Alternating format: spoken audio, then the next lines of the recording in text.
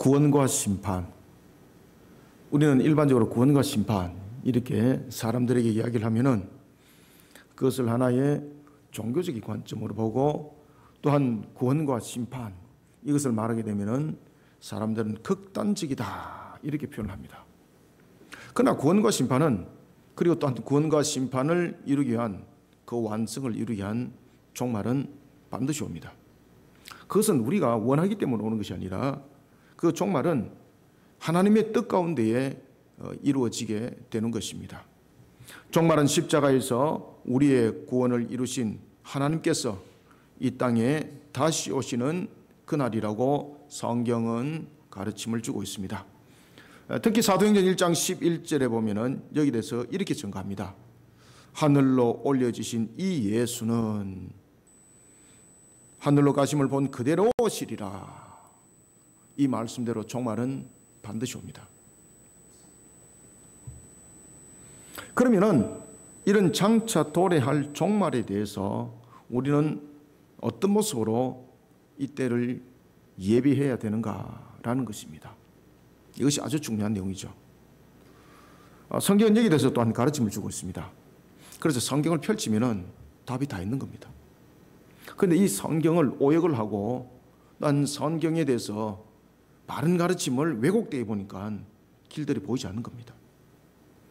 성경은 우리에게 마태복음 24장 42절에서 이렇게 증가하고 있습니다.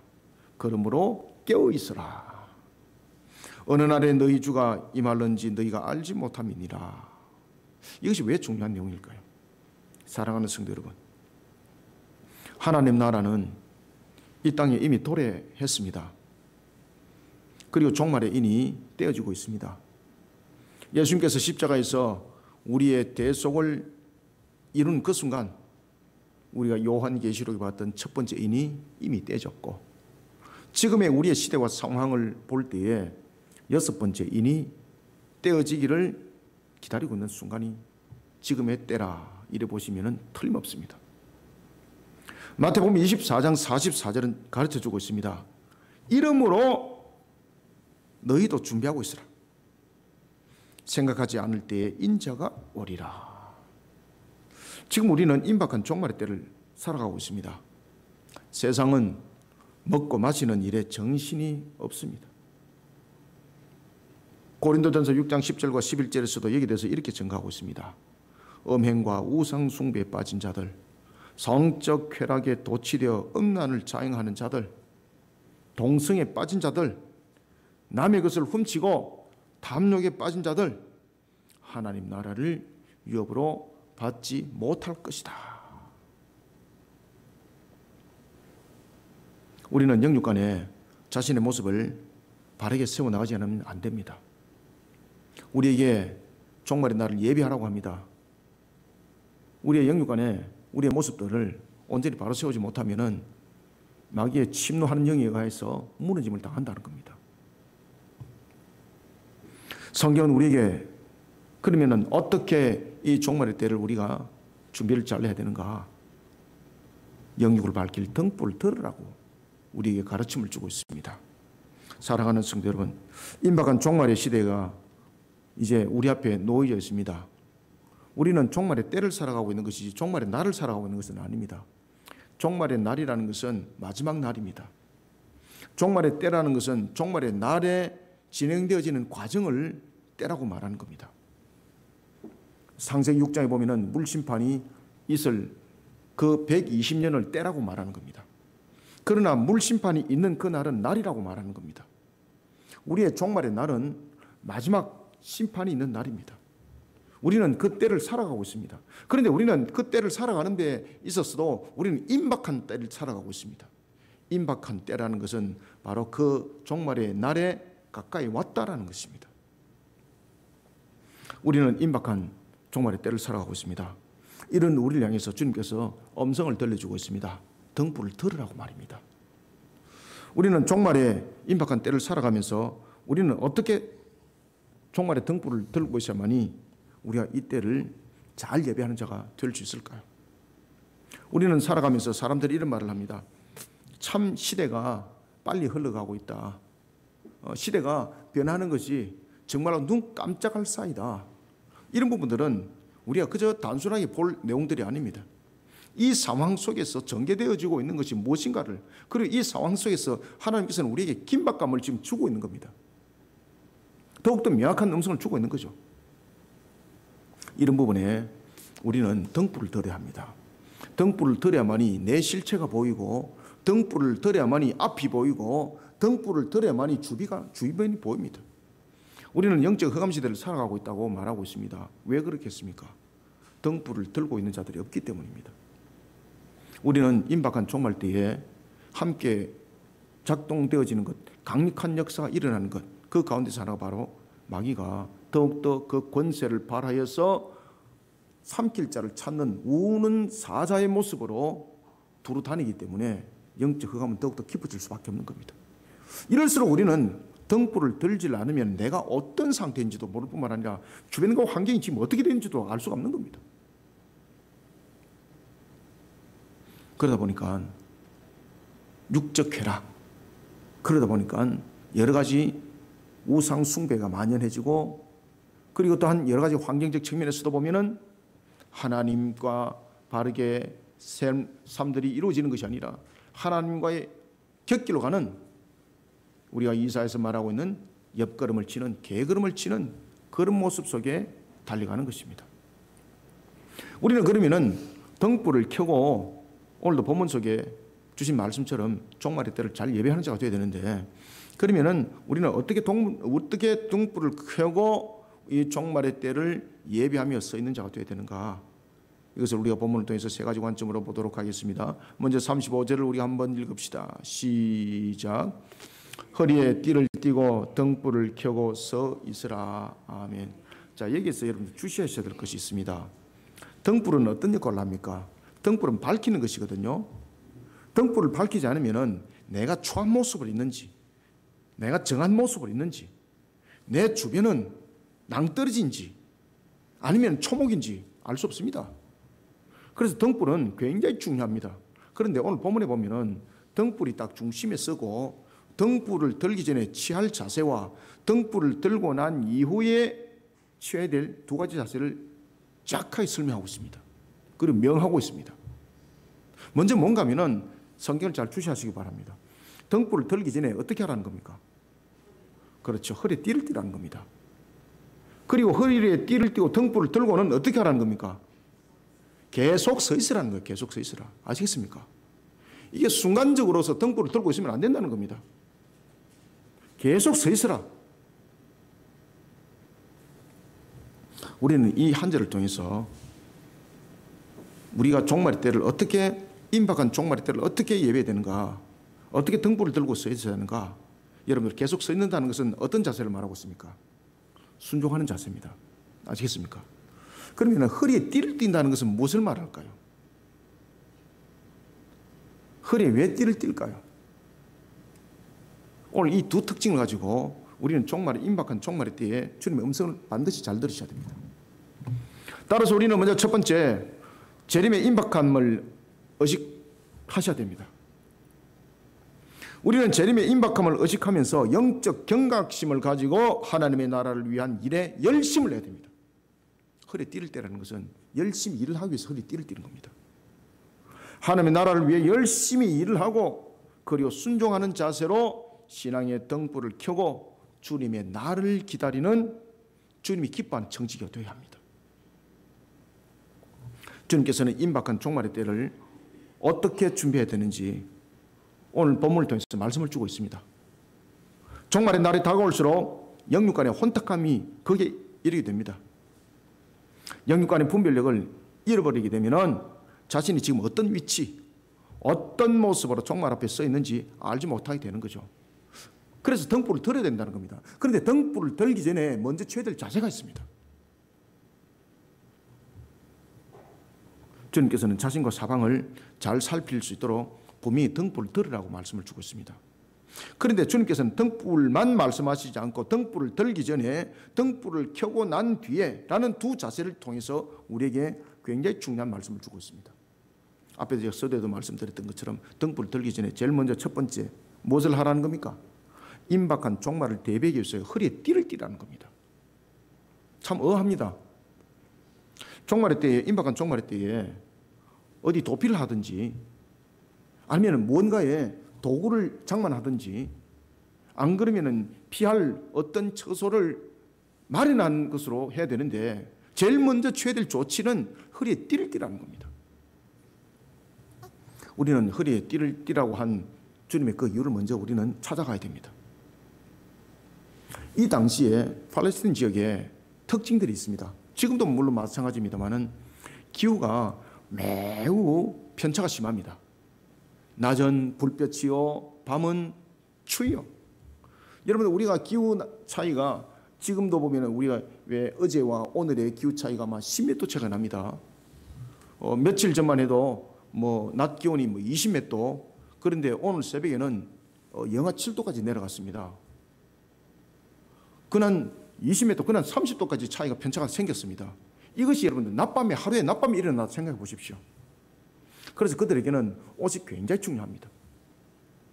뜨거운 햇빛 속에서는 보면 짧은 옷을 입을 수가 없습니다. 우리는 더우면 반팔을 입지만은 그들은 아무리 더워도 반팔을 입지 않습니다. 왜 그런가 하면 그냥 더운 것과 떼약빛 속에서 있는 것과 다른 것입니다. 그 떼약빛 속에서는 몸을 보호하지 못하면은 이 몸 속에서 수분이 빨아당겨지기 때문에 사람이 죽어버립니다. 그래서 몸의 수분을 방지하기 위해서 낮이지만은 긴 옷을 입는 거예요. 그 다음에 두 번째, 밤 기온이 매우 찹니다. 몸을 덮지 못하면은 우리 몸의 자체 보온 상태가 35.6도를 유지하지 못합니다. 오늘도 우리가 보면은 감기로 결석을 많이 했지 않습니까? 왜 그런가 하면은 온몸의 온도 35.6도가 이탈됐기 때문이거든요. 우리가 질병에 만연해지고 병 걸리는 가장 큰 요인이 뭔가 하면 몸의 온도입니다. 하나님께서 오묘하게 우리에게 35.6도, 36.5도, 죄송합니다. 정신 차리라고 제가. 36.5도라는 이런 체온을 줬을 때는 거기에 적합한 몸의 모든 바란스를 유지하는 온도가 되는 겁니다. 이 온도가 높아지든지 낮아지면 어떤 현상이 벌어질까요? 몸에 세포의 바란스가 다 깨어집니다. 그래서 질병이 생기는 겁니다. 왜? 면역체계가 떨어지거든요. 그래서 그들이 긴 옷을 밤에 입을 수밖에 없는 것은 이와 같은 체온으로 인해서 몸의 온도의 급감함을 막기 위해서는 반드시 옷이 필요했습니다. 그러면은 긴 옷이 얼마나 여러분 불편합니까? 먼 여행을 떠날 때든지 일을 할 때에 이 옷이 벌렁거린다. 일을 할 수 있나요? 할 수 없습니다. 그래서 먼 길을 여행을 한다든지 일을 할 때는 항상 무엇부터 했습니까? 이 사람들은 제일 먼저 허리를 동이매었습니다. 이 허리를 동이매야만이 긴 옷이 일하는데 거추장스럽지 않고 먼 여행을 가는데 이것이 방해가 되지 않는 겁니다. 우리가 어떤 일을 할 때에 기초 작업이 잘 되어 있어야 됩니다. 운동선수가 운동을 잘 하려면 기초 체력이 튼튼해야 됩니다. 잔재주, 그 기술로는 오래 가지 못합니다. 우리가 보면 똑똑한 사람도 보면 정말로 지혜가 있어서 똑똑한 사람이 있고 잔머리가 있어서 똑똑한 사람이 있는데 잔머리가 있어서 똑똑한 사람은 우리가 이런 말을 하지 않습니까? 미천이 거들날 날이 멀지 않았다. 그래서 우리가 지혜를 얻을 때도 하나님으로부터 주어진 그 말씀을 통해서 얻어진 지혜 속에 있는 사람과 그리고 세상 속에서 얻어진 지혜와 지식 속에서 있는 사람과는 가면 갈수록 큰 차이를 가질 수밖에 없는 겁니다. 기초가 튼튼해야 됩니다. 기초가 없이는 건물을 올릴 수 없는 것과 똑같습니다. 일을 하려면은 먼저 기본이 있어야 됩니다. 일할 자세가 돼야 되는 거예요. 그래서 허리에 띠를 띠라는 겁니다. 허리에 띠를 띠라.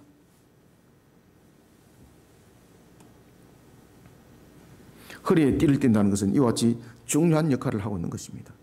허리에 띠를 띈다는 것은 지금까지 달려왔던 모든 부분에서 경각심을 일깨우고 있는 겁니다. 허리에 띠를 띠라는 것은 방심하지 말라는 겁니다. 허리에 띠를 띠라는 것은 일할 준비와 자세를 가지라는 것입니다. 등불만 그냥 들고 있으면 안 된다는 겁니다. 주님이 다시 오는 그날까지 하나님의 나라를 위해서 일하면서 종말의 등불을 들으라는 겁니다. 우리가 말씀의 신앙이라 그럽니다. 그런데 이 말씀의 신앙이 말씀으로 살아나지 못한다면 이것은 신앙이 될 수가 없습니다. 신앙은 곧 삶입니다. 등불을 드는 것은 우리가 오실 주님을 바라보는 속에서 우리가 말씀을 더욱더 깨달아 아는 그런 계시 속에 나타나는 모습입니다. 그런데 주님께서는 그 등불만 들면 안 된다는 겁니다. 허리에 띠를 메으라는 것입니다. 우리는 다가올 종말의 때를, 주님이 오실 그날을 우리는 예배하고 있습니다. 그날은 우리는 갈급하게 기다리고 있습니다. 그런데 그 날을 그저 단순하게 기다리는 모습이 돼서는 안 된다는 겁니다. 허리에 띠를 동이 매라는 것입니다. 영적 긴장의 끈을 동이 맬 뿐만 아니라 일할 자세를 가지고 일을 하면서 그 등불을 밝혀나가야만이 이 영적 세계를 이겨나갈 수 있다는 겁니다. 그래서 허리에 띠를 띠라라는 것은 영적 경각심을 일깨우고 있는 것이고, 영적으로 긴장하라는 것이고, 그리고 또 하나는 하나님의 나라를 위해서 무엇을 하라는 것입니까? 주어진 사명과 사역에 대해서 열심을 다하고 등불을 들으라는 겁니다. 그래서 여러분들 보시면 이 말씀과 바울의 서신서를 연결하시면 잘 이해가 됩니다. 특히 데살로니가 교회가 보면 극단적 종말론 속에 빠져 있을 때였습니다. 사람들이 이제 종말의 때가 왔다, 이제는 모든 것은 필요가 없다 그러면서 어떤 사람은 음란에 빠지고 어떤 사람은 방탕에 빠지고, 왜? 가지고 있는 모든 소유는 이제 더 이상 필요가 없는 것이거든요. 이런 속에 빠져 있는 거예요. 참 교회가 극단적 종말론 속에 빠져다 보니까 교회가 말 그대로 주님께서 가르침을 줬던 그 모습에 쓴 것이 아니라 자신들의 그냥 유권 해석 속에, 자신들의 판단과 생각 속에 그냥 이탈해버린 거예요. 고린도후서 3장 10절은 이렇게 말합니다. 너에게 명하기를 일하기를 싫어하거든 먹지도 말게 하라. 아멘. 종말의 때를 바르게 해석하지 못하고 종말의 때를 바르게 이해하지 못하니까 엉뚱한 해석들이 나와버렸습니다. 우리는 종말의 때를, 항상 오시는 그날을 하나님의 나라를 위해서 열심을 통해서 일하면서 우리의 삶들을 비춰나가야만이 그 등불이 꺼지지 않습니다. 우리의 삶들이 신앙과 곁걸음을 걷는다든지 우리의 신앙이 세상과의 그런 짝한 모습은 오늘 본문의 말씀처럼 허리에 띠를 동이 메고 등불을 드는 모습이 아닙니다. 영적으로 게으름을 빠지게 되면은 영적 나태함에 빠지게 되고, 그런 상태에 있는 자는 베드로전서 5장 8절의 말씀처럼 자신이 삼킬 자를 두루 찾아다니는 마귀에게 먹힘을 당한 겁니다. 영적으로 깨어있어야 합니다. 영적으로 깨어있는 자는 하나님의 나라를 위해 밭을 일구는 일에 게으르지 않습니다. 이런 자에게 주님의 지키심과 보호하심이 함께하는 겁니다.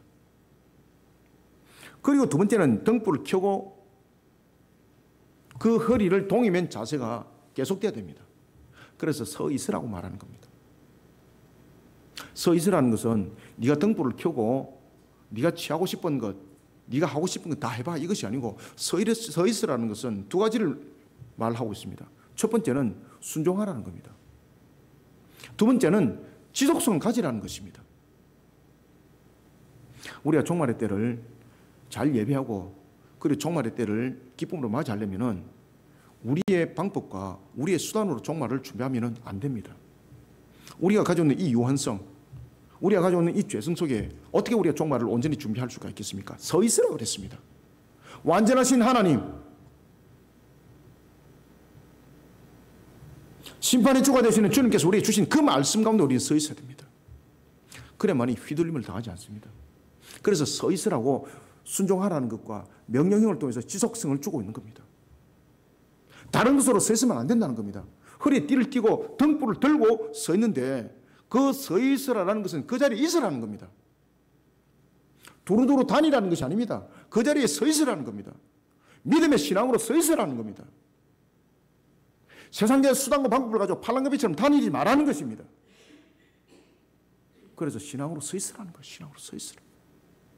간단하게 정리하는 거예요. 간단하게. 재림의 주님이 언제 다시 올지 모르지만은 성도는 주님을 맞이하기 위해 항상 준비된 자세를 멈추지 말아야 되는데 서 있어야 합니다. 하나님의 말씀 안에 서 있어야 합니다. 주님께서 명령하신 그 안에 서 있어야 됩니다. 주님이 원하시는 그 방향에 서 있어야 됩니다. 그래야만이 길을 잃지 않습니다. 세상의 영혼들이 얼마나 길을 많이 잃어버리고 있습니까? 그래서 지금 세상이 혼탁하고 음란과 타락과 잔인함이 극치에 지금 이르는 겁니다. 왜? 길을 다 잃어버렸기 때문에. 그들은 지금 흑암 속에 있는 것이거든요. 자신의 상태를 모르는 거예요. 등불을 들지 못했기 때문에. 주님을 맞이하기 위해서는 항상 준비된 자세에서 멈추지 말아야 되고 그 자리에 서 있어야 됩니다. 그 자리에서 이탈하면요, 낭떠러집니다. 내가 눈으로 볼 때는 저 자리가 초목 같지만은 주님께서 머물러라 그러면은 이 자리가 세상을 말하면은 그 어떤 것들로도 비교할 수 없는 이곳이 바로 낙원인 것입니다. 35절을 우리가 다시 한번 읽어봅시다. 시작. 허리에 띠를 띠고 등불을 켜고 서 있으라. 아멘. 띠를 띠고 서 있으라. 무엇을 들고? 중간에 등불을 들고. 아시겠습니까? 서 있으라. 그 자리에 있으라는 겁니다. 다니지 말라는 겁니다. 세상의 수단과 방법을 끌어모으면서 삶을 살아가는 것이 아니라 하나님의 말씀 안에서 신앙과 삶, 신학과 신앙, 이 부분들이 전부 다 세계가 일치를 이루어야 된다. 그 자리에 머물러라. 주님의 재림이 임박했다는 것을 머리로만 아는 것은 신앙이 아닙니다. 지식은 신앙을 능가하지 못합니다. 그래서 종말의 때는요, 지혜와 지식이 풍성한 사람을 따라가는 것이 아니라 누구를 따라가야 될까요? 신앙의 덕목이 있는 사람을 따라가야 합니다. 종말의 때는 어느 교회가 중심에 세워지는가 하면은 많은 수의 교회들이 세워지는 것이 아니라 오직 하나님의 말씀에 바르게 세워졌는가, 이 속에 성패는 갈립니다. 제가 여러분들에게 가르침을 주면서 늘 그런 말씀을 주지 않습니까? 우리의 신앙이 굉장히 중요하다. 신앙은 항상 중심에 서야 되는데 신학과 신앙, 신앙과 삶, 이것이 세계가 일치점을 가져야 된다. 신학이 별도로 있고 신앙이 별도로 있고 삶이 별도로 있다면 이 전부 다 가짜다. 전부 다 가짜입니다. 신앙은 신학과 연결되어야 됩니다. 굉장히 중요합니다. 왜냐하면 이 신학이라는 것이 바른 신학, 그 속에 나타나는 교리, 이 바른 교리의 바른 가르침이 신앙을 바르게 세우거든요. 그래서 신앙은 바른 신학 속에 반드시 세워져야 되고 이 신앙은 삶과 반드시 연결되어야 됩니다. 그래서 서 있으라는 겁니다. 우리는 신앙으로 종말의 때를 준비해야 됩니다. 재림이 임박했다는 신호를 계속해서 지금 주님께서 주고 있습니다. 자연의 환경을 통해서 계속해서 주님께서 지금 신호를 주고 있습니다. 시대의 변혁을 통해서 여러 상황들을 접하면서 종말이 임박했다고, 그날이 다가왔다고 우리에게 신호를 주고 있습니다. 주님께서. 여러분, 정말 종말이 임박해서는 여러분들 믿으십니까? 만약에 여러분들이 이 사실에 대해서 믿음이 없다면요, 내 자신이 구원의 십자가를 온전히 바라보지 못하고 있기 때문입니다. 정말 종말은 임박했을까? 우리는 종말에 대한 분명한 신앙을 가지셔야 됩니다. 왜냐하면 이 종말이 우리의 구원의 완성을 이루는 날이기 때문입니다.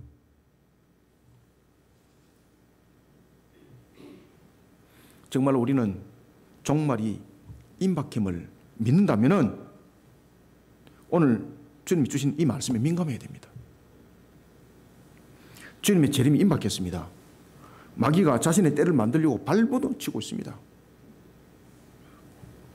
재림의 확신의 등불을 반드시 들여야 합니다. 그런데 이 등불이 꺼지지 않도록 해야 됩니다.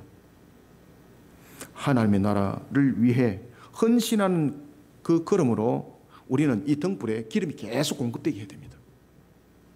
등불이 기름이 없으면 등불은 꺼집니다. 이 등불에 무슨 기름으로 공급하겠습니까? 중요한 것은 등불은 예비된 기름만으로만이 켤 수가 있습니다. 그러면 이 등불의 기름, 다시 말하면 이 등불이 꺼지지 않도록 계속해서 유지 상태를 형성하기 위해서는 어떻게 되는가? 그래서 우리는 허리에 띠를 메고라는 것이 중요하다는 겁니다. 주님의 나라를 위해서 열심히 일을 하시기 바랍니다. 그럴 때에 이 등불의 기름은 계속 공급되어지는 겁니다. 이 등불의 기름은 우리가 공급할 수 있는 내용이 아닙니다. 재림의 확신의 등불을 들어야 합니다.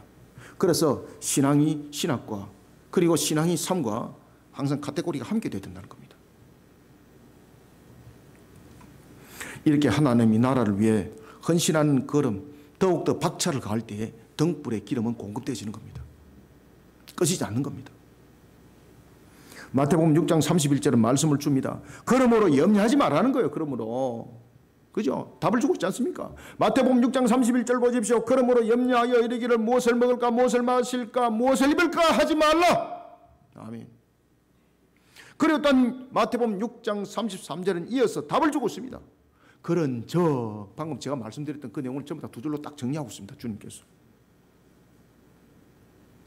그런 적 너희는 먼저 그의 나라와 그의 의를 구하라. 그리하면 그 모든 것을 너에게 더하시리라. 아멘.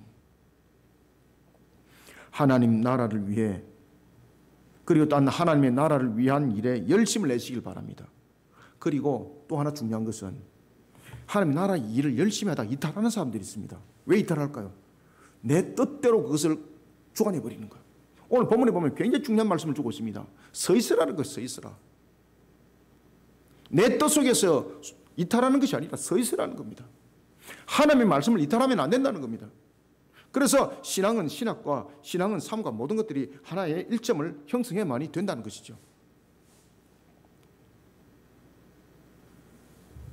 순종하라는 겁니다. 하나님의 나라를 위해서 열심을 내고 일을 하되 항상 하나님 안에서 하나님의 말씀 안에서 순종하라는 겁니다. 그래서 서 있으라는 겁니다. 상식으로 말하는 것이 아니라 이해로서 말하는 것이 아니라 믿음으로서 순종하는 자세를 가지라는 겁니다. 그럴 때에 이 등불은 꺼지지 않습니다. 여러분들이 하나님 나라를 위해서 열심히 냅니다. 그런데 이것이 자기 뜻 가운데 자기가 원하는 자기 방식 가운데 열심히 일을 하다 보면 이 등불이 공급이 안 됩니다. 기름이. 분명히 열심은 했는데 가짜 기름이 공급되는 겁니다. 등불 꼭 꺼집니다. 그러니까 등불 꺼진 거 들고 혼자 다니는 거지. 열심은 내는데 꺼진 등불 들고 다니면서 자신이 지금 어디를 가는지도 모르고 있는 거지.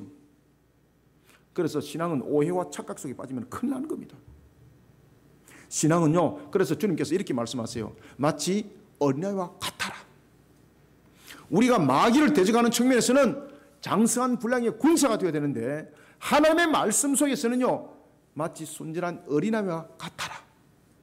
어린아이는 어떻습니까? 시킨 대로 하잖아요. 서 있으라 그러면 서 있잖아요. 이렇게 우리는 종말을 이겨나가는 것입니다. 분명히 하나님 나라를 위해서 열심히 하는데 등불은 들고 있는데 이거 완전히 헛건 거예요. 헛거. 가짜 등불. 액세서리 아시죠? 그죠? 그냥 그림만 그려놓은 거. 호랑이가 실제가 무섭습니까? 아니면은 그림을 잘 그려서 실제 같이 벽에 붙여놓은 것이 무섭습니까? 네, 어떤 사람은 이랍니다. 목사님, 실제보다도 그림을 그려놓은 것은 저는 더 무섭습니다. 여러분, 그림은 실제로 우리 속에 움직여서 우리를 공격하지 못합니다. 실물은 공격합니다. 우리가 하나님의 나라를 위해서 열심히 일합니다.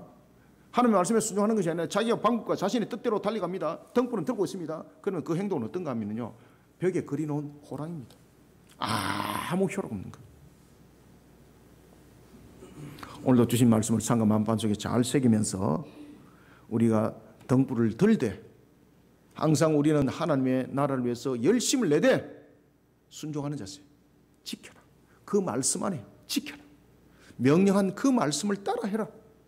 그래서 말씀이 가라면 가고 말씀이 서라면 서는 그 신앙 속에 칼빈은 자신의 기독교 강요를 가지고 고백을 했던 겁니다. 오늘도 하나님의 나라를 위해 열심을 내고 순종하는 자세로 등불을 켜고 그 날을 끝까지 인내하고 기다리는 주님이 기뻐하는 청지기가 다 되시기를 소원합니다. 그 다음에는 두 번째 36절을 우리가 한 목소리로 읽습니다. 시작. 너희는 마치 그 주인이 혼인집에서 돌아와 문을 두드리면 곧 열어주려고 기다리는 사람과 같이 되라. 아멘. 깨어있는 종이 되라는 겁니다. 그런데 이 종이 언제까지 잠을 안 자고 있을까요? 주인이 오는 그때까지. 우리는 36절부터 38절 통해서 두 번째는 자신의 환경 앞에 놓이는 여러 어려움에도 불구하고 영적으로 깨어있는 신앙의 자세로 세상을 향해 신앙의 등불을 밝히며 그때를 잘 준비하는 복이 있는 청지가 되시길 바랍니다. 이게 굉장히 중요한 내용들인데 우리가 지금 시대를 살아가다 보면 굉장히 좀 힘들지 않습니까? 사업을 하시는 분은 사업을 하는 대로 힘들고 직장을 다니시는 분은 직장을 다니는 대로 힘들고 다 힘들지 않습니까? 이때 주님의 음성 잘 들으셔야 됩니다.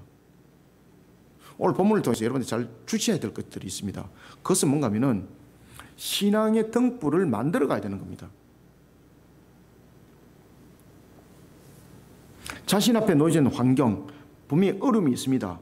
그런데 이 어려움 속에서 깨달아야 될 것이 있습니다. 이 어려움의 환경은 주님의 음성이 있습니다. 그 속에. 그 속에는 물론 고난과 힘듦도 있습니다.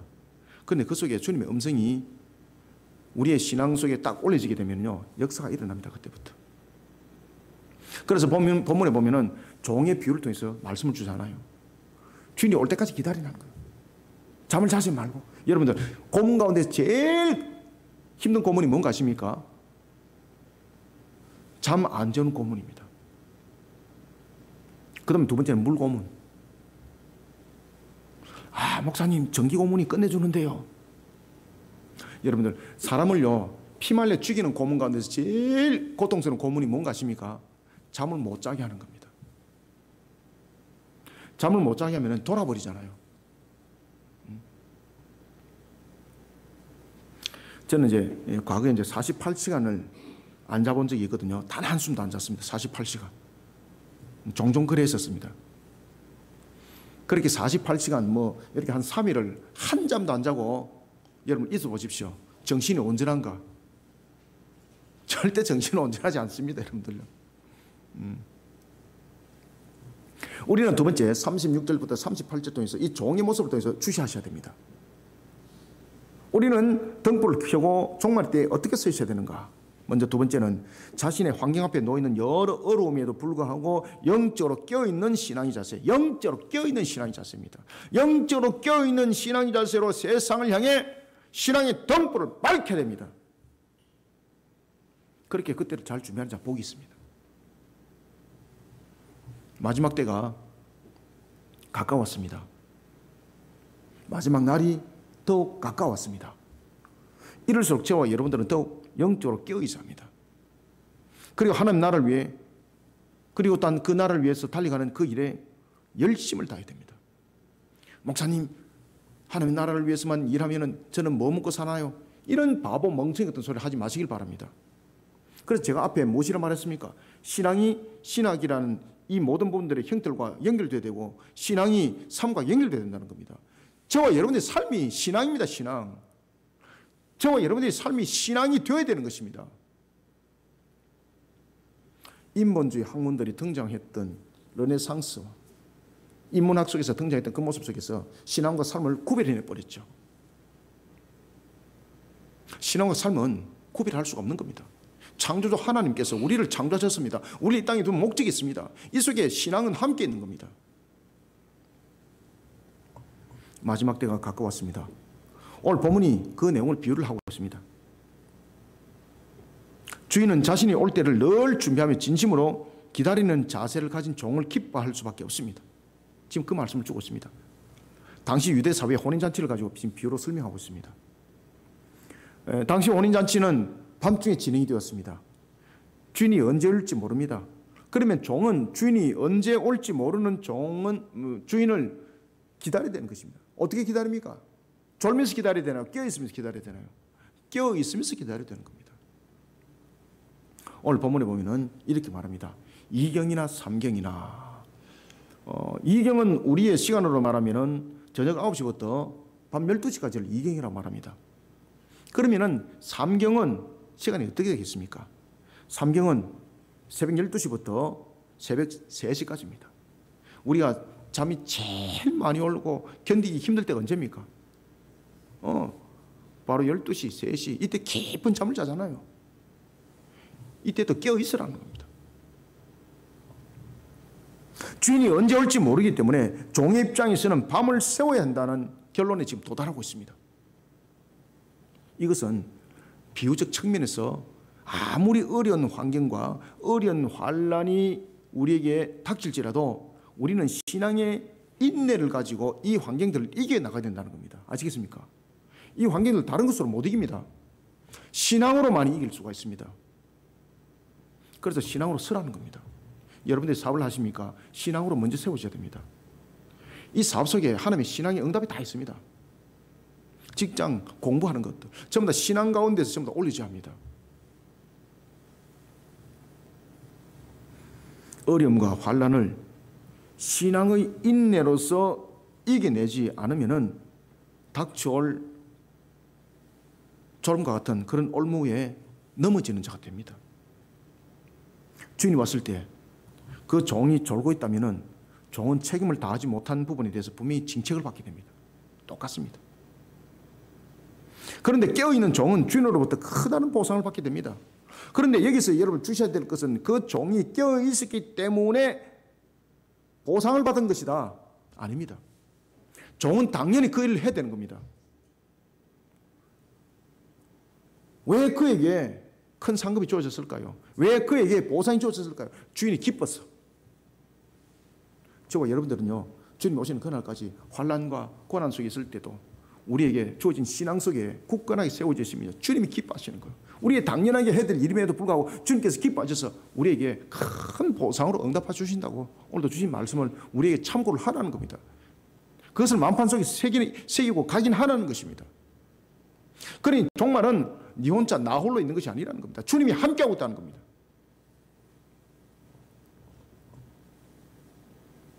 종은 주인이 올 때를 예비하며 깨어 있어야 됩니다. 분명히 당연한 일입니다. 그런데 주인은 그 종의 모습을 보고 기뻐합니다. 종은 분명히 당연하게 그렇게 해야 됨에도 불구하고 주인이 기쁜 거예요. 그러니까 주인은 어떻게 합니까? 그에게 은혜를 베푸는 거예요. 아시겠습니까? 마지막 때가 다가올수록 영적으로 혼탁함이 자신도 모르는 사이 여러 환경들을 만들어 침투해 옵니다. 마귀의 세력이 영적으로 흑암을 이루면서 저와 여러분들을 공격하고 있습니다. 영적 침체에 빠지도록 만들어가고 있습니다. 우리는 영적으로 분별력을 잃어버리지 않도록 영적으로 깨어있는 자가 되어야 합니다. 당연한 일들을 열심을 더욱더 내야 되는 것입니다. 그래서 신앙 가운데 나의 중심을 세워서 그때의 2경과 3경과 같은 그런 괴로움과 고통이 있는 그 순간도 주께서 명하신 그것을 지켜 준행하는 자들이 되어야 되는 것입니다. 당연한 일이지만은 주님이 기뻐하는 거예요. 분명히 당연한 일이거든요. 그래서 우리가 지금 말씀 사역을 지금 하고 있지 않습니까? 우리가 바디 사역을 하고 있지 않습니까? 당연한 일이거든요. 그런데 일들을 많은 교회들이, 모든 교회들이 하나요? 아니잖아요. 우리는 정말 삑도 없이 이름도 없이 우리가 이 일들을 지금 사역을 감당하고 있지 않습니까? 우리 장로님이 기도할 때 우리가 이제 바티스 사랑의 바자를 통해서 라면 300박스 이제 내일 모레 이제 재성동 이동에 우리가 이제 기증합니다. 매년마다. 우리 교회 재정이 넉넉하여서 여러분을 그걸 하나요? 아닙니다. 여러분을 잘 아시잖아요. 그 추울 때 정말 우리의 모든 것을 우리가 다 쏟아내어서 그것을 하지 않습니까? 아무것도 없는 상태 속에서. 그렇다 그래서 뭐 누군가가 우리에게 뭐 보따리를 주나요? 아니잖아요. 하나님께서 우리에게 주신 그 말씀대로 헐벗은 자 고아 가부를 돌아보라고. 우리는 이 사명에도 분명한 것이거든요. 이 속에 주님의 사랑이 함께 있는 것이거든요. 우리는 그 사명을 기쁨으로 우리는 감당하잖아요. 그러니까 하나님께서 역사를 일으켜 주지 않습니까? 아무것도 없는데 우리는.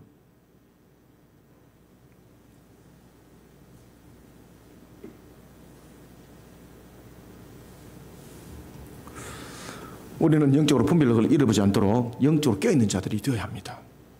36절부터 38절 한번 읽읍시다. 시작. 너희는 마치 그 주인이 혼인집에서 돌아와 문을 두드리면 곧 열어주려고 기다리는 사람과 같이 되라. 주인이 와서 깨어 있는 것을 보면 그 종들은 복이 있으리로다. 내가 진실로 너에게 이르노니 주인이 띠를 띠고 그 종들을 자리에 앉히고 나와 수종들리라. 아멘. 주인이 혹 이경에나 혹 삼경에 이르렀어도 종들이 그같이 하고 있는 것을 보면 그 종들은 복이 있으리로다. 아멘. 은혜를 베풀어 주신다는 거예요. 당연한 일이거든요. 종은 주인이 올 때까지 이경이든 삼경이든 깨어 있어야 되는 거예요. 당연한 거예요. 근데 그 당연한 것을 주인이 기뻐하는 거예요. 그러니까 주인이 복이 있으리라라는 것은 은혜를 베풀어 주신다는 거예요. 그래서 저와 여러분들이 마지막 때를 신앙으로 이겨야 되는 거예요. 신앙이 답이에요. 신앙이 답.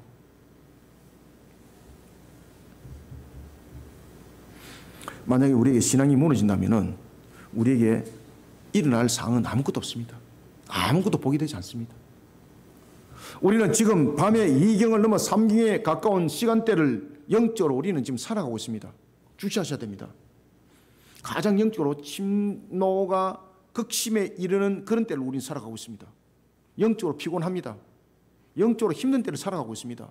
그래서 여러분 보시면은 인터넷이라든지 모든 것들을 보면 엄청난 것들이 얼마나 많습니까? 우리 미혹하는 것들이 얼마나 많습니까? 그리고 또 시대에 여러분 보시면은 지금은 제4차 혁명 시대를 우리는 살아가면서 제5차 혁명을 우리는 넘어서는 그런 단계 조금 지금 가고 있지 않습니까? 메타 시대를 우리는 초월해서 이제는 AI 속에서 등장하고 있는 여러 가지 상황들, 상상을 초월하거든요. 우리는 지금 영적으로, 환경적으로 삼경의 때를 살아가고 있습니다. 그런데 여기서 주시하셔야 됩니다. 영적으로 흑암 속에 사로잡힌 자들은 이경과 삼경의 때를 통해서 무엇을 바라보겠습니까? 절망과 낭망 이상 보지 못합니다.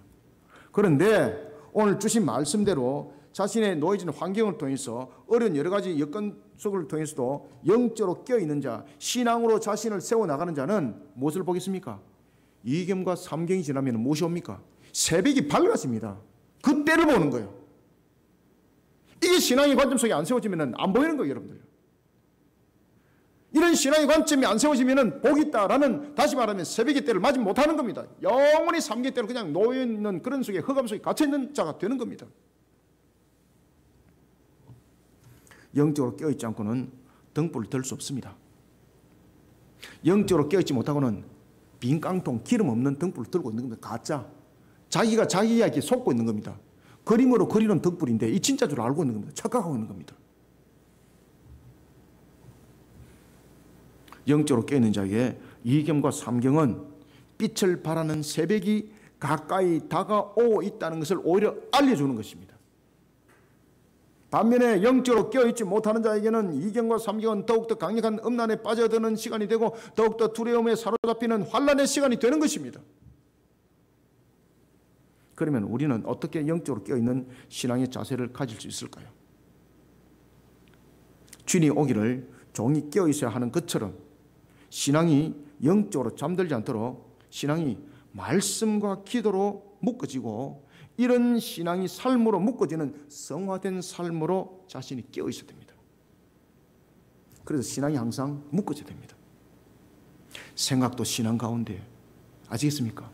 말도 신앙 가운데, 삶의 형들도 신앙 가운데, 공부하는 형들도 신앙 가운데 이렇게 묶어져야 됩니다.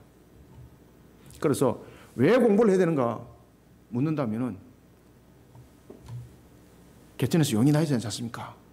저희 집안이 대대로 못 살아가지고 제가 출세해가지고 우리 집안에 팔자를 펴야 됩니다. 이런 헛된 짓을 하고 있으니까 나중에 어떤 모습이 나타나는 겁니까? 안녕과 사랑이 없는 겁니다. 왜 공부해야 되느냐 물어본다면 하나님의 영광을 위해서. 왜 이 산업이 발전이 해야 됩니까? 왜 이 사업이 변창을 해야 됩니까? 라고 말한다면 목사님 그래도 제가 그룹은 한번 만들어 봐야죠. 이것이 아니고 하나님의 영광을 위하여, 하나님의 결실의 열매를 더욱더 풍성하게 맺기 위해서는 이 사업이 번성해야 됩니다. 내가 있는 환경들이 왜 번성해야 됩니까? 하나님의 영광을 위하여. 이런 모든 관점들이 신앙과 연결되어야 되는 것입니다. 이럴 때 오늘 본문에 나타나고 있는 것처럼 주인이 기쁜 거예요. 하나님이 기쁜 것. 오늘 주님이 주신 말씀처럼 뭐라고 말씀 주고 있습니까? 이경과 삼경의 때를 견디고 이기고 그 시간을 지키고 있는 그를 보면서 기뻐서 무엇을 말하고 있습니까? 그가 복이 있을 것이다. 은혜를 베풀어 주신다는 겁니다. 여러분들이 건강으로 어려움이 있습니까? 그 건강의 어려움 속에 오히려 하나님의 복된 자리에 자신을 세우시길 바랍니다. 수예배 때에 우리 어르신의 중에서 한 분이 수예배를 오시는 분이 있습니다. 그분은 평생 절간을 다니신 분입니다. 그분이 암이 걸렸습니다. 며칠 전까지는 본인이 몰랐어요. 그런데 이틀 전에 본인이 이제 알게 됐어요. 왜? 수술을 해야 되니까. 의사와 깨어나지 못할 수도 있습니다. 가만 생각하니까 이분이 평생 절간에 다니고 우리 교회 수예배에 딱 2번 오셨거든요. 한 번 오셨죠, 그죠? 오셨는데 이분이 수예배 속에서 은혜를 받은 거예요. 목사님이 나를 위해서 그렇게 간절하게 기도해 주는데 얼마나 감사한지 모르겠다. 하나님이 최고 높으신 분이기 때문에 부처가 낫지 못하게 하면 하나님이 낫게 하시면 된다. 의사는 내가 깨어나지 못하게 한다, 못할 수 있다는데 하나님이 고치면 된다. 하나님 있다가 그렇게 나 죽을 것이다. 야, 이런 놀라운 감정들이 일어나기 시작했습니다. 그게 저희들 수예배 때 지금 일어나고 있는 상황들입니다. 여러분, 자신 앞에 놓여진 환경, 건강에서 무너짐을 당했습니까? 절망하지 마시길 바랍니다. 우리에게는 부활이 있습니다. 우리의 부활은, 영육간의 부활은 영화로운 상태이기 때문에 우리의 병마 모든 것들은 다 떨쳐버린 상태 속에서 우리의 모습들이 영화롭게 부활하는 것입니다. 우리는 이 땅을 살아가면서 때로는 육신이 연약하여서 쓰러질 수도 있습니다. 절망하지 마시길 바랍니다. 저도 8번이나 쓰러져 다 일어난 사람 아닙니까? 저는 오뚜기 아닙니다. 저도 참 힘들었습니다. 저도 절망이라는 과정들을 많이 겪었습니다. 그런데 신앙으로 나를 세우니까 역사가 일어나더라고요. 역사가 일어났고, 제가 이제 중환자실에서 한번 회복될 때에 제가 한번 말씀드렸죠, 그죠? 레지던트들이 인수인계를 하면서 저 차트를 보고 딱 이렇게 이야기를 하더라고요. 그때 제가 이제 깨어 있었거든요. 야, 이분 오늘 죽는 줄 알았다. 그런데 저분 진짜 대단하더라. 모든 과정들을 견디는데 깜짝 놀랐다. 그때 그 담당 그 교수님이 제보 뭐라 그랬는가 하면 제보 딱 그 수술 집도하기 전에 제보 딱 이런 이야기였습니다. 목사님, 제보 딱 목사를 딱 부르더라고요. 목사님, 오늘 제가 모험을 하겠습니다. 딱 이야기를 하는 거예요. 여러분, 모험을 한다는 것은 무슨 이야기입니까? 목사님, 누워있는 요 순간 내 끝일 수 있습니다. 이 말입니다, 이거. 근데 제게 평안이 있는 거예요. 그래서 제가 그랬습니다. 제가 기도하겠습니다. 딱 제가 그랬습니다. 제가 기도하겠습니다. 마음껏 하십시오. 그리고 진짜로 고통스러웠습니다. 진짜로. 제가 정신을 잃어버릴 그런 순간들이 수차례나 와서 제가 기도하는 거죠. 그러니까 이분들이 그것을 가지고 자기들끼리 인수인계하더라고요. 그래서 제가 탁 속으로 눈물이 나더라고요. 그러면서 제가 이렇게 했습니다. 야, 이놈들아, 내가 그때 기도하고 있었고 내가 이놈들아 목사 아니냐 내가. 신앙으로 반응하시길 바랍니다. 아시겠습니까? 건강 앞에서도 신앙으로 반응하시길 바랍니다. 때로는 그 건강 속에 넘어질 수도 있습니다. 무너질 수도 있습니다. 그러나 그 부분들을 가지고 절망하지 마시길 바랍니다. 우리에게는 부활이 있습니다. 그래서 우리의 죽음은 두려움이 아니고 또한 새로움의 장입니다. 하나님께서 허락하신 내 시간은 여기까지라 생각하시면 됩니다. 왜냐하면 우리에게는 새하늘과 새 땅이 있거든요. 그래서 주님이 속히 오셔야 되는 거예요. 이렇게 영적으로 깨어있는 신앙의 삶, 자신뿐만 아니라 세상에 영향을 끼칩니다. 우리는 이렇게 세상에 영향을 끼치는 흐르는 강물이 되어야 되는 것입니다. 우리가 창세기에 나타나고 있는 비송과 기온과 히데엘과 유보라데 그 성격들, 강이 가지고 있는 그 역할들 얼마나 중요합니까? 흐르니까 그 역할이 있는 겁니다. 여러분, 어려운 환경 속에 놓여져 있습니까? 신앙의 삶으로 우리 정면 돌파합시다. 정면 돌파합시다. 제가 늘 강조하잖아요.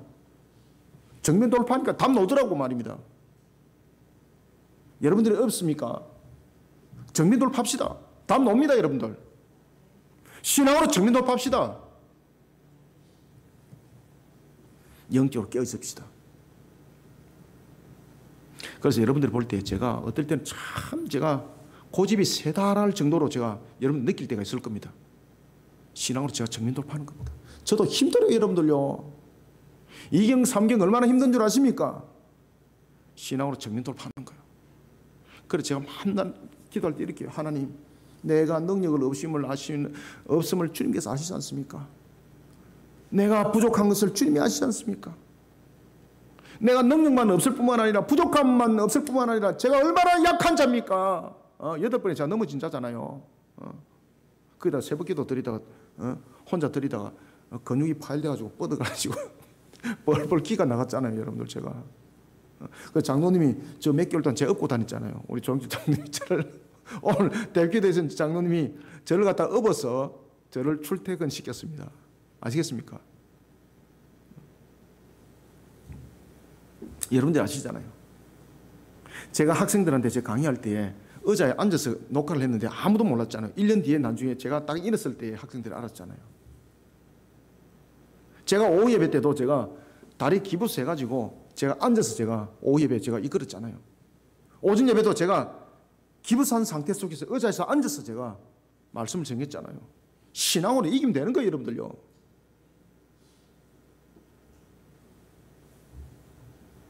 흐르는 강물이 됩시다. 흐르는 강물은 그 강물은 힘이 안 되지만 흐르면은 영향력은 끼쳐지고 그 속에 생명은 살아납니다. 환경을 이겨나가는 정면 돌파 속에서 환경을 이겨나가는 신앙의 자세로 세상을 향해 영향을 끼치는 등불이 되는 복 있는 청지가 되시기를 다 소원합니다. 마지막으로 39절 한번 읽읍시다. 시작. 너희도 아는 바니 집주인이 만일 도둑이 어느 때에 이를 줄 알았더라면 그 집을 뚫지 못하게 하였으리라. 아멘. 우리는 마지막으로 39절부터 40절입니다. 자신이 누릴 것만을 절대 먼저 생각하지 마시기 바랍니다. 그럼 힘들어져요. 잘 그냥 섬기시기 바랍니다. 참 기쁩니다. 자신이 누릴 것을 먼저 생각하는 자가 아니라 주어진 책임과 의무를 먼저 생각하고 실천하는 신앙으로 종말의 때를 신앙의 등불로 밝히는 자가 되어야 합니다. 주님께서 이 땅에 다시 오시는 재림의 날을 하나님께서 비밀리 하고 있습니다. 그 이유는 두 가지 측면에서 유익이 있기 때문입니다. 첫 번째는 마귀로 하여금 종말의 날을 회방하지 못하도록 하기 위해서는 비밀이 중요한 것입니다. 두 번째는 우리의 신앙에 도움을 주기 위해서 비밀이 중요한 겁니다. 목사님 그래도 종말의 때를 알면은 제가 잘 준비할 수 있을 것 아니겠습니까? 여러분 정말로 그럴 수 있을 것 같습니까? 우리가 한 예를 한번 들어볼까요? 여러분 다미선교 생각나십니까? 생각 안 나세요? 1992년에 터졌던 사건입니다. 이 다미선교가 무슨 뜻인가 하면은 다가올 미래, 이것을 줄여서 담입니다. 아시겠습니까? 다가올 미래, 그것을 줄여서 담이에요, 담이. 그래서 다미선교였어요, 다미선교. 이게 1992년 10월달 사건이 터졌는데 어떤 사건을 터졌는가 하면 이장님이라는 사람이 휴거를 선포를 했습니다. 하나님께서 그때를 내한테 가르쳐 줬다는 거예요. 난리가 났습니다. 여기에 미혹당했던 많은 지식인들, 그 가운데는 교수도 있었고요. 공무원들이 굉장히 많았습니다. 교사들이 굉장히 많았습니다. 지식층들이 굉장히 많았습니다. 거기다가 대기업 간부들, 학생들도 굉장히 많았습니다. 청년들. 남녀노소 가릴 것 없이 그러면서 종말의 그 날에 자신들이 먼저 천국에 가야 된다는 그런 생각에 재산들을 갖다 바치기 시작했습니다. 그러면서 그 당시에 1992년이면 지금 2023년이지 않습니까? 지금으로부터 약 한 30년 전이지 않습니까? 30년 전에 34억입니다. 이게 검찰이 기소를 하는 측면에서만 밝혀진 돈이 이 금액인데 이보다 아마 몇 배가 더 했을 겁니다. 일단은 검찰청에서 이 이장님이가 사기죄로 피소가 됐습니다. 고소가 됐습니다.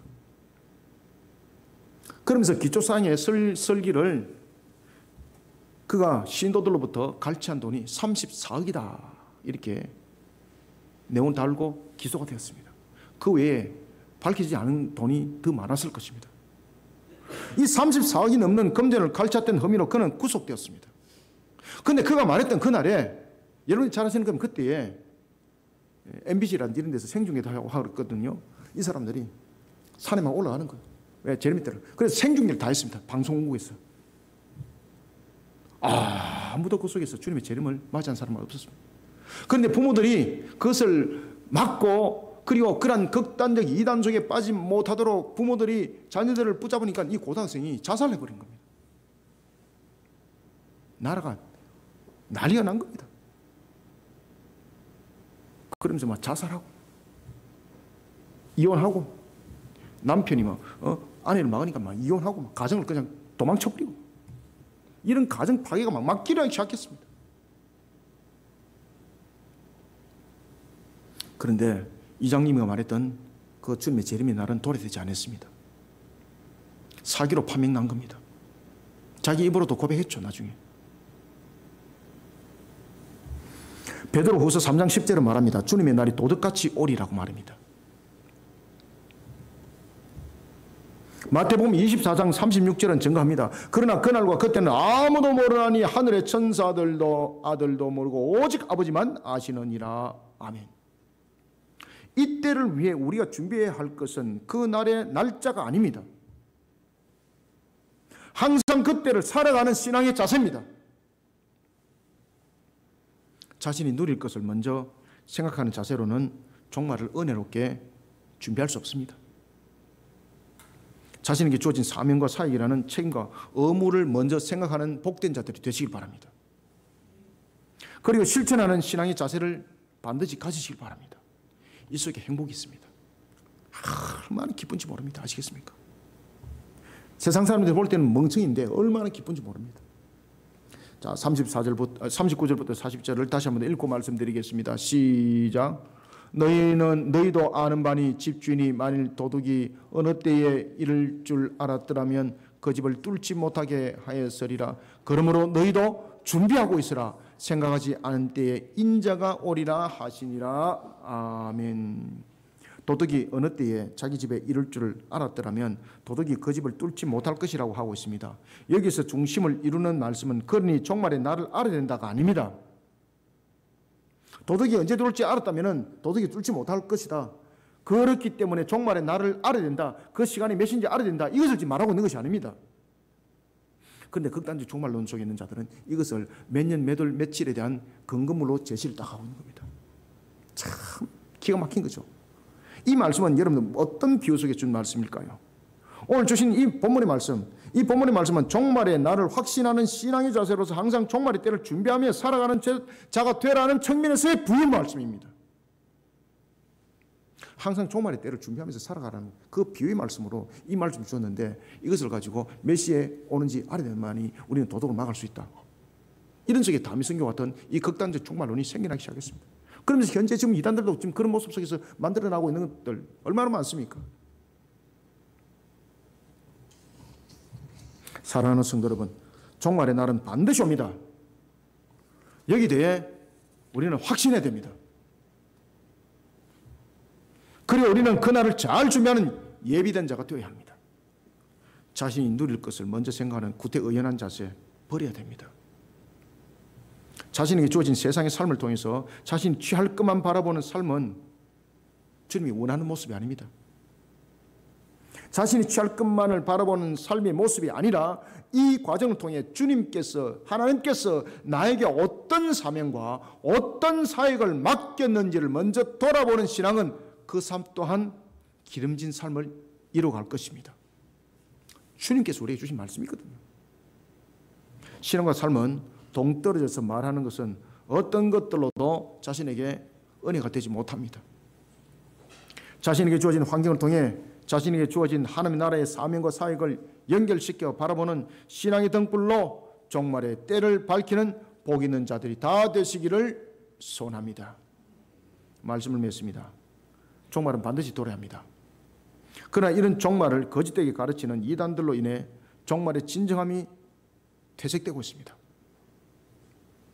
우리는 종말을 세상 가운데 바르게 증거해야 할 사명과 사역의 중심에 세워진 자들입니다. 임박한 종말 앞에 우리가 먼저 취해야 될 신앙의 자세는 마귀의 유혹에 빠져들지 않도록 신앙으로 영적 경각심을 바르게 세우는 겁니다. 그래서 하나님의 나라를 위해서 우리는 띠를 띠어야 되는 겁니다. 요한 2서 1장 7절은 증거합니다. 미혹하는 자가 세상에 많이 나왔나니 이는 예수 그리스도께서 육체로 오심을 부인하는 자라. 이런 자가 미혹하는 자요 적 그리스도니라 라고 하였습니다. 영적인 경각심을 가지고 하나님의 나라를 위한 일에 더욱 열심을 내는 신앙의 열심과 순종의 신앙이 필요한 때입니다. 여기에 답이 있습니다. 자신의 환경 앞에 놓이는 여러 어려움, 그 어려움에도 불구하고 영적으로 껴있는 삶의 신앙의 자세로 달려가는 등불이 되어야 합니다. 이런 등불을 밝히는 신앙과 삶의 여정을 통해 주어진 사명과 사역에 대해 책임과 의무를 다하는 자, 신앙으로 종말의 때를 등불로 밝히는 성도들이 되라고 주님께서는 오늘도 우리에게 말씀을 주고 있고, 그런 자가 복이 있을 것이라 말을 주고 있습니다. 이 말씀대로 역사가 일어날 줄 믿음으로 안고 오늘도 종말의 때를 신앙으로 정면 돌파하는 저와 여러분들이 다 되시기를 주님의 이름으로 축원합니다. 하나님 감사합니다. 주님께서 오늘도 우리에게 주신 말씀, 생명의 꼴의 양식, 모든 것이 한 올 한 올 우리의 생명을 이어가고 난 주님의 나라를 위해서 달려가는 귀한 말씀이 되게 역사하여 주옵소서. 오늘도 주신 말씀이 종의 입술을 통해서 증거되어졌지만 이것이 이 한날에서는 금의 말씀이 되게 하여 주시고, 혼과 육과 골수를 찔러 쪼개 우리 성도들로 하여금 복된 길을 걸어가는 종말의 하나님의 영광의 말씀이 되게 하여 주옵소서. 우리가 에덴 동산에서 흘렀던 내강, 비성과 기온과 히데겔과 유브라데의 이 강들이 어찌 영향력을 끼칠 수 있었겠습니까? 물이 흘렀습니다. 우리의 신앙이 세상적 관점 속에 세워진 것이 아니라 오늘도 종말의 관점 속에 세워져서 우리의 신앙들을 세상에 흘려보내는 가운데 영향력을 끼치는 내강이 되게 하여 주시옵소서. 이런 가운데 우리 성도들 달려가는 모든 삶의 여정들, 주님께서도 산상순을 통해서 주신 말씀처럼 우리 모든 성도들의 삶들의 근심과 염려가 없게 하여 주시고, 우리의 부족함과 연약함과 무잠을 아시는 하나님께서 모든 것을 충만하며 채워 주님의 거룩한 산역사의 걸음을 걸어가게 도와주시옵소서. 오늘도 이와 같이 주신 말씀이 우리에게는 복된 소낙비가 되게 하여 주시고, 오늘도 주신 말씀이 우리 모든 성도들에게 은혜의 꼴을 이루게 하여 주시옵소서. 예수님의 이름으로 기도드립나이다. 아멘.